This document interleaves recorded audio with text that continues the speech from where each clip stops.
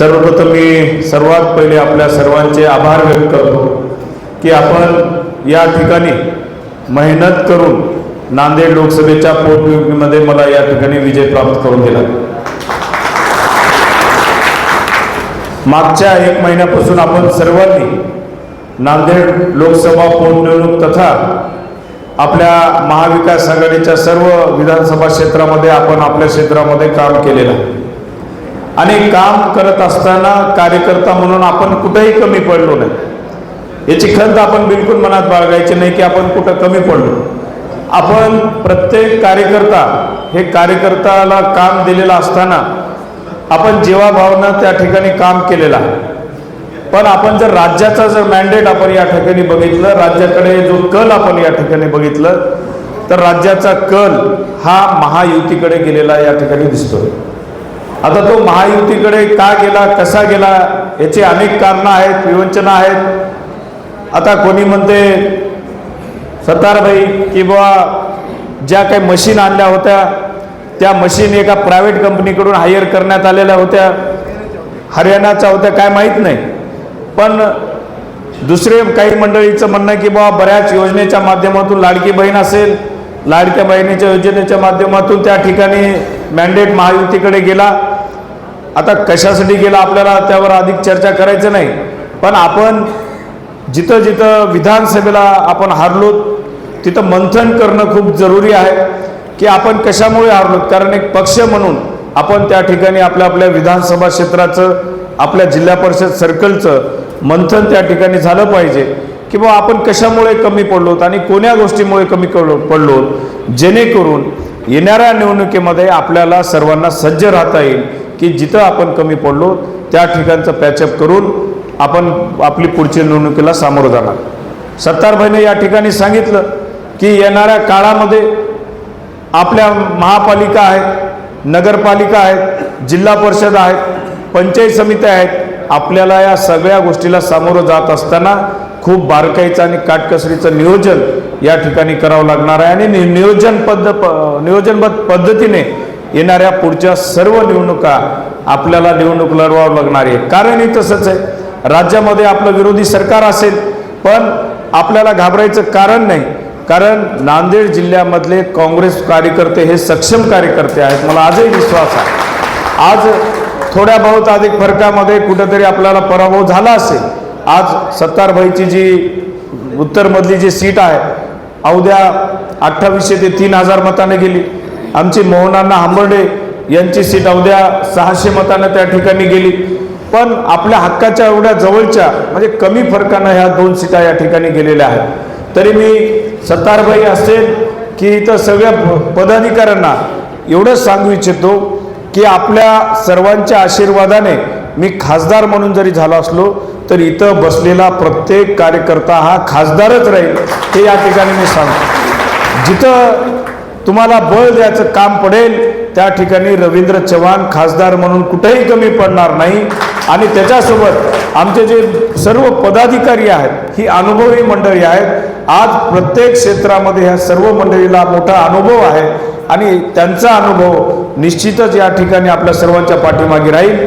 त्यांना सर्वांना सोबत घेऊन या ठिकाणी नांदेड जिल्ह्यातली येणाऱ्या काळामध्ये ज्या स्थानिक स्वराज्याच्या निवडणुका होतील त्या स्थानिक स्वराज्याच्या निवडणुका काँग्रेस पक्ष अधिकाधिक जागा जिंकण्याच्या दृष्टीने निश्चितच प्रयत्न केला जातील, एवढं मी या ठिकाणी सांगतो। खरं तर सत्तारभाईचं करावं तेवढं कौतुक कमी आहे। आज 2 दिवस कालच निकाल लागला तरी आज सत्तारभाई पुढच्या निवडणुकीसाठी आणि काँग्रेसच्या आपल्या पदाधिकाऱ्यांना मार्गदर्शनासाठी आज मैदानात आहे। माझे वडील स्वर्गीय वसंतरावजी चव्हाण साहेब हमेशा म्हणायचे की ही निवडणूक म्हणजे एक कुस्ती आहे, या कुस्तीमध्ये एक पैलवान हारतो आणि जिंकतो आणि सत्तारभाई सारखे पैलवान आजही एखादी कुस्ती हारले म्हणून त्यांनी घरी बसले नाही, पुढची कुस्ती खेळण्यासाठी ते सज्ज आहेत। म्हणजे राजकारणामध्ये आपण कशी नीतिमत्ता जपवावी एक उत्तम उदाहरण जर बघितलं तर आपण सत्तारभाईकडे बघू शकतो। आणि मागे आपण लोकसभेला आपली मंडळी बरीचशी मंडळी बाहेर गेली असताना सुद्धा आपण लढा देत असताना बरीचशी मोठी मंडळी आपल्यासोबत नव्हती, तरी आपण लढा देऊन स्वर्गीय वसंतरावजी चव्हाण साहेबांना आपण खासदार म्हणून या ठिकाणी नांदेडमधून जिंकून दाखवलं। आज दुपारी सत्तारभाई आंध्राचे मुख्यमंत्री रेवंत अण्णा रेड्डी यांच्याशी माझं बोलणं झालं फोनवर।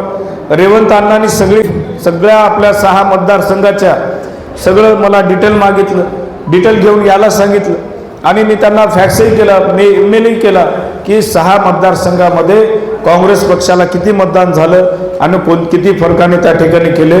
त्या ठिकाणी राहुल गांधी स्वतः त्या ठिकाणी मंथन करणार आहेत आणि येणाऱ्या काळामध्ये एक आपल्या सर्वांची एक मीटिंग घेऊन निश्चितच पुढच्या भविष्यामध्ये नांदेड जिल्ह्यामध्ये काँग्रेस पक्ष कसं 1 नंबर राहील या ठिकाणी आपल्या सर्वांचे प्रयत्न राहणार आहेत। पण मला वाटतं की कार्यकर्त्यांनी कुठेही गाफिलता न ठेवता आपण आता आपले जर विरोधी सरकार जरी असेल तर शेवटी आपण कार्यकर्ते आहोत। जे काही पुढच्या निवडणुका आहेत आपल्या मनावर घेतलं आणि आपल्या हातात घेतलं तर आपण निश्चितच त्या ठिकाणी करू शकतो। पण महायुतीला जे मॅन्डेट गेलेलं आहे, जे मताधिक्याच्या रूपाने त्यांचं सरकार येत आहे, खरं तर ही लाट सुप्त लाट होती असं मला वाटतं की लोक आपल्याला बोलून दाखवलं नाहीत। आपण प्रचाराला कुठेही कमी पडलो नाही, पण लोकांनी कधी आपल्याला मनातून व्यक्त करून दाखवलं नाही की बघा आम्ही ह्याला मतदान करू। पण सगळ्यात महत्त्वाची गोष्ट अशी आहे की ज्या उमेदवारावर नाराजी होती, विरोधी उमेदवारांच्या नाराजी असताना सुद्धा ते उमेदवार 50-50 हजारने निवडून आले। म्हणजे हे कुठेतरी मनात एक प्रश्नचिन्ह निर्माण होते की ज्या उमेदवाराविषयी नाराजी होती ते उमेदवार 50-50 हजार मतांनी निवडून येतात, म्हणजे खरं तर विचार करण्यासारखी गोष्ट आहे। पण शेवटी ह्या केंद्र शासन सगळ्या गोष्टी त्यांच्या हातात ठेवतो। असो, येणाऱ्या काळामध्ये मी म्हणल्याप्रमाणे इथं बसलेली सर्व मंडळी जर आपण मनात आणलं तर निश्चितच जिल्हा परिषद असतील, महापालिका असतील, ह्या सर्व गोष्टी आपण आपल्या ताब्यात घेऊ शकतो। आता ही विधानसभा आणि लोकसभा इलेक्शन झालेले आहेत, पण आता ह्या खऱ्या ज्या निवडणुका आहेत त्या आमच्या कार्यकर्त्याच्या निवडणुका आहेत। आता आमच्या कार्यकर्त्यांना बळ द्यायचं काम त्या ठिकाणी आम्हा सर्व मंडळीचं आहे आणि निश्चितच मी विश्वास देतो की आपल्याला बळ देण्यासाठी आम्ही कुठेही कमी पडणार नाही, आपल्या सेवेसाठी सदैव तत्पर राहू एवढे या ठिकाणी अभिवचन देतो आणि मी माझे 2 शब्द देतो। परत एकदा आपण सर्वांनी मला लोकसभा पोटनिवडणुकीमध्ये विजयी केलात। खरं तर हा विजय खूप खडतर झाला होता। आज प्रत्येकाच्या तोंडातून जर बघितलं लोकसभेला तर कोणी म्हणलं नाही तुम्ही 50 हजाराच्या वरून येणार, कोणी म्हणलं लाख मताच्या वरून येणार। पण या ठिकाणचा हा विजय खूप खडतर झाला। पण आपलं एवढं आहे की सगळं जर विरोधी पक्षाचे सगळे जरी आले तर नाक मात्र आपलं आलेलं आहे, त्याच्यामुळे काळजी करायची गरज नाही। या ठिकाणी सर्व पदाधिकारी आणि मी स्वतः खासदार म्हणून रवींद्र चव्हाण आपल्याला कुठेही कमी पडणार नाही एवढी हमी देतो आणि थांबतो। जय हिंद, जय महाराष्ट्र।